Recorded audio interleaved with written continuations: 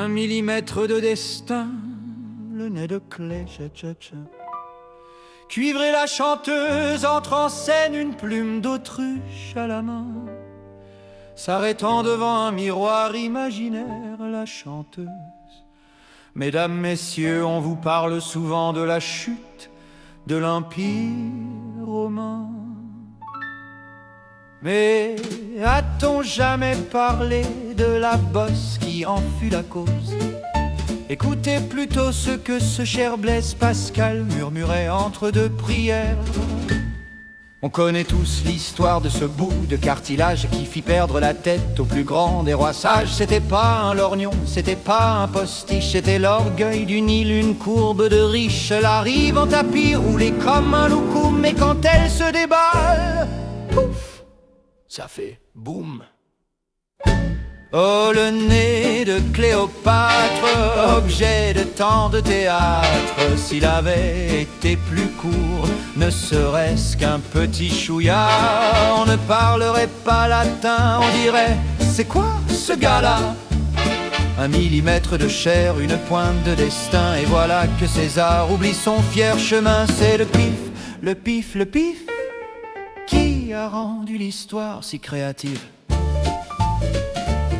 Jules arrive à Dodane avec ses légions, prêt à conquérir tout sans faire de concessions. Mais il croise ce profil, ce monument altier, et il lâche son glaive pour devenir son prisonnier. Par Jupiter, dit-il, quel arrête impérial. À côté, mon Vercingétorix a l'air d'une balle. Il a suffi d'un angle, d'une ombre sur le sable pour que Rome devienne carrément stable. Imaginez l'horreur, le drame, la tragédie. Si Cléo avait eu le nez de Sidonie, un petit nez en trompette, un bouton, un rien du tout, Marc-Antoine serait resté chez lui, c'est tout. Pas de bataille d'Actium, pas de suicide au serpent, on vivrait peut-être encore comme au bon vieux temps. Mais non, elle avait du flair, la bougre.